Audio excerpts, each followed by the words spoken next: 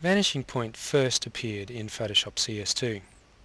It has been revamped for CS3, but before we look at the new features in the tool, let's look at the basic technique that we use for manipulating images in three-dimensional space using the Vanishing Point filter. To start off with, we go to the Layers palette and create a new layer above the background layer, and we'll call this layer VP. That way we keep all the changes made in the Vanishing Point filter to this layer, making sure that the original image sits beneath and is not changed. So it's a good non-destructive workflow tip to actually use this Vanishing Point layer or retouching layer above the background to start with.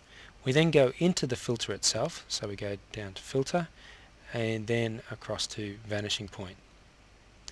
It opens up its own dialog with some tools on the left hand side and the image in the center. The first step that we need to do in order to start editing in three-dimensional space is to create some perspective planes in this drawing. So we need to actually draw the perspective planes in conjunction with, or using as a basis, the photo that sits in the preview box. So the first thing we need to do is define the four corners of a perspective plane. Here I'm going to use the sides of the window. I just click on the top left hand corner, the bottom left hand corner, drag it across to the bottom right hand corner, and then pull it back up to the top right hand corner. And if we've been successful in creating a perspective plane that is correct, well then it will be colored in blue. If it's colored in red, well then the perspective plane is not realistic and won't work.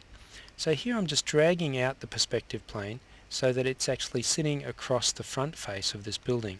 I want to double check that things like the corners are actually running up the corners of the building, and if they're not, I can make some slight changes here by adjusting the corner handle of the perspective plane. I want to make sure that it's dead perfect or dead vertical on this particular point here. Once I've actually got that to a point where I think that it's working okay, I want to click and drag out, or control click drag out from this center point here, a new plane that's at right angles and simulates the plane along the edge of the building. So you can see I've dragged out a second plane here.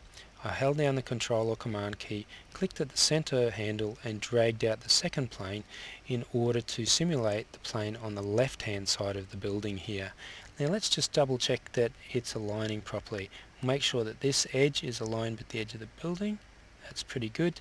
And we'll just drag it upwards a little bit so one of the perspective lines or grid lines is actually aligned with this part of the guttering work along here. So that will give us a reasonable result in simulating the edge of this building. The quality with which you make these perspective planes will determine the quality of the final retouching. Now for this particular technique, what we want to do is actually move this window, or copy this window, around to the other face of the building. To do that I'm going to go up and select the Marquee tool and put a slight feather on the Marquee tool. Here I'll use 1 or 2 pixels just to apply the Marquee tool with a slight feather. Then I'm going to click and drag around the extent of that particular window. Now notice as I'm dragging around the window, the Marquee tool is not just drawing a rectangle, it's actually drawing a rectangle in perspective. So the sides of the rectangle, as they're moving away and to a vanishing point in the distance, are actually changing. So you can see here that we've actually we've actually outlined the window itself using the Marquee tool. Now let's adjust some other options that we have with this image here. We want to turn on the healing option that you can see here.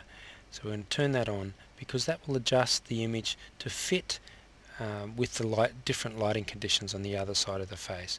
Then we're just going to click and drag a copy around the side of the building. So you can see there that it's actually flipped around the side of the building.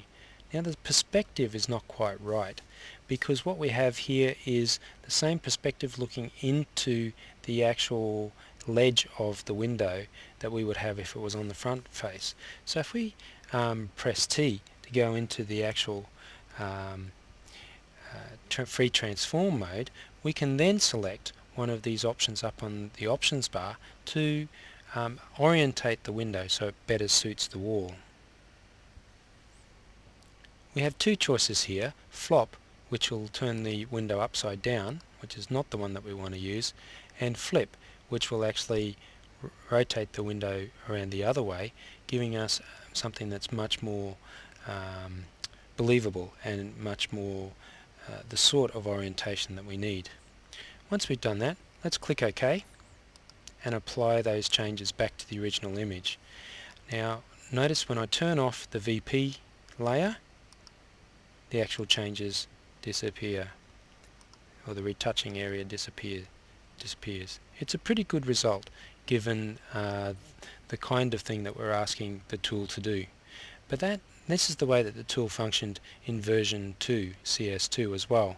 Let's look at some of the differences with version CS3 now. Okay, so we'll jump out of this image now, just close it down. And we'll look at taking this page of text and placing it onto an open book, this blank page that you see here. And this is something that wouldn't have been possible using the previous version of Vanishing Point. Again, we start off by making a new layer and calling that layer VP. Then we go to the filter and open up the Vanishing Point filter. Once we're inside the filter, we start as we did before by creating a grid, a perspective grid. This time I'm using the extent of the type on this page as the basis for creating the grid. And I'm going to drag that grid out, drag it into the margin or the center part spine of the book, drag it right out, and just do a little bit of adjusting here to make sure it's sitting in the spine of the book itself. So it's sitting along the spine of the book. Now I'm going to hold down Control again and go for the middle, or Command, and go for the middle of the actual handles, or the middle of this perspective plane, and grab the middle handle and drag out a very small plane. Notice we've got an option up here called the angle option, and we can actually rotate that plane now. So we're able to rotate that plane, and by making a series of small planes and rotating those planes so that they align with this edge of the book here, we can simulate a curve. Now it's not a true curve because it's based on a series of rectangular planes, but we can simulate the curve.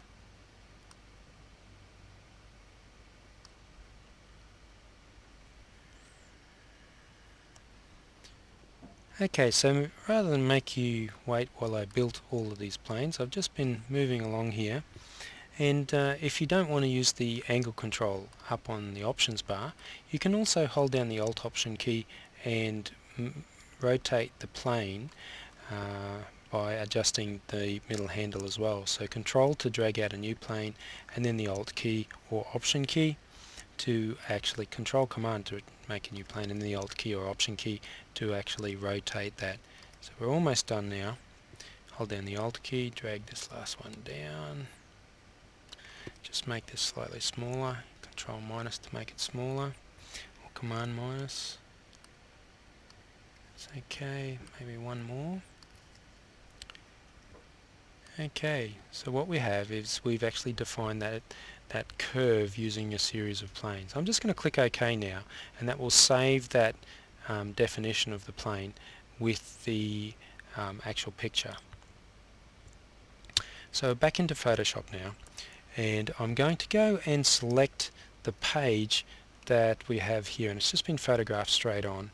So all I need to do is select all and then edit and copy that page so that then I can go back to the original image. So that page is now sitting in memory, and I'll open up the original image back into Vanishing Point now, So remember, we have the page copy in memory, and I'm just going to paste that page down now, Control or Command V, and I've pasted the page down. I'm going to click and drag it over to the actual vanishing point grid, and look, as I drag it, it will be placed around the pages according to our grid. And just to get that realistic kind of look, we can turn on the healing as well, and that may provide us with a better look to the whole image. That looks pretty good because it's trying to match the lighting of the image beneath with the picture part that we've pasted down. So I'll just click OK, and let's look at the final result. So I'll turn it off and turn it back on again. And you can see that we can even work with simulated curves. We can work with a range of different planes and the angles that those planes meet, whereas in the previous versions of Vanishing Point we could only work with a 90-degree angle. So you're pretty limited to kind of buildings and boxes, packaging, that sort of thing. But now we can actually play with this tool and work on a lot more or a lot different kind of designs.